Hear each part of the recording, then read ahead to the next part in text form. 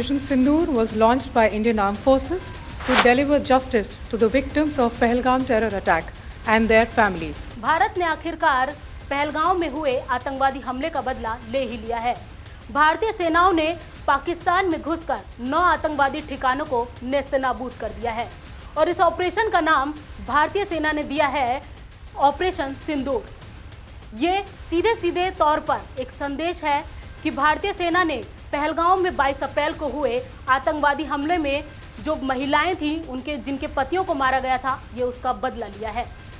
वहीं आज सुबह जब इस कार्रवाई की जानकारी देने के लिए भारतीय सेना ने एक प्रेस कॉन्फ्रेंस की जिसमें बताया गया कि ये कार्रवाई किस तरह से की है, तो उस दौरान इस पूरी प्रेस कॉन्फ्रेंस के दौरान जहां विदेश सचिव मिस्त्री मौजूद थे, वहीं 2 महिलाओं ने सबका ध्यान खींचा। ये महिलाएं थी कर्नल कुरैशी और विंग कमांडर व्योमिका सिंह। इन दोनों ही महिलाओं ने भारतीय सेना की जो कार्रवाई है उसकी जानकारी एक एक कर दी और बताया कि भारतीय सेना ने कैसे आतंकवादी ठिकानों पर सटीक तरीके से हमला किया और इस हमले में सिर्फ आतंकवादी ठिकानों को ही टारगेट किया गया था, ना कि जो यहाँ के रिहायशी लोग हैं उनको, ना ही जो पाकिस्तानी सेना है उनको। ये दोनों ही जो महिला अफसर हैं, इन दोनों महिला अफसरों ने एक एक कर इस कार्रवाई के बारे में बताया। वहीं इनमें जो सबसे प्रमुख व्योमिका सिंह हैं, उनका नाम काफ़ी चर्चा में आ रहा है और ये इसलिए भी आ रहा है क्योंकि ये एक एयर स्ट्राइक थी और इस एयर स्ट्राइक को अंजाम देने में भारतीय सेना में जो हमारी एयरफोर्स है उसकी एक अहम भूमिका रही है। हालांकि इस पूरी कार्रवाई में जल सेना, थल सेना और वायु सेना तीनों ने बड़ी जिम्मेदारी निभाई है, लेकिन व्योमिका सिंह ने एक एक कर इसकी पूरी जानकारी आपके सामने रखी। Over the last 3 decades, Pakistan has systematically built terror infrastructure. It is a complex web of recruitment and indoctrination centers, training areas for initial and refresher courses, and launch pads for handlers. These camps are located both in Pakistan as well as Pakistan occupied Jammu and Kashmir areas. The selection of these targets for Operation Sindoor was based on credible intelligence inputs and role of these facilities in perpetrating the terror activities. The locations were so selected to avoid damage to civilian infrastructures and loss of any civilian lives. Vyomika Singh कोई आम pilot नहीं बल्कि specialist helicopter pilot हैं जिनके पास 2500 से ज़्यादा घंटे की उड़ान का अनुभव है। वो चुनौतीपूर्ण इलाकों में चेतक और चीता जैसे स्पेशलाइज्ड हेलीकॉप्टर ऑपरेट करती हैं।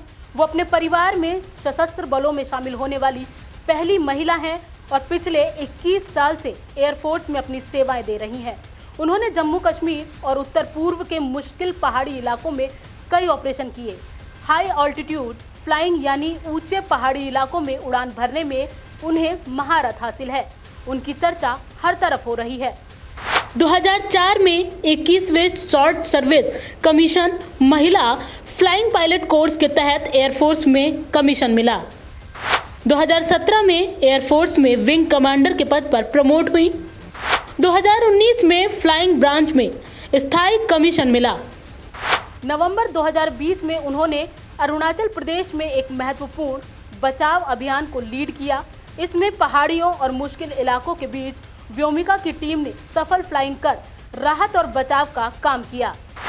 वहीं 2021 में उन्होंने 21,650 फीट की ऊंचाई पर स्थित माउंट मणिरंग पर एक त्रिसेवा महिला पर्वतारोहण अभियान में भी भाग लिया।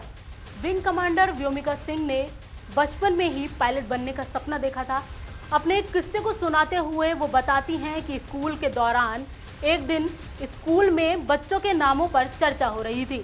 इसी दौरान उनसे उसका नाम पूछा गया और उन्होंने बताया व्योमिका, जिसके बाद उनसे उनकी टीचर समेत पूरे स्कूल के बच्चों ने यही बोला कि व्योमिका का मतलब तो आसमान है, यानी कि तुम आसमान पर राज करोगी।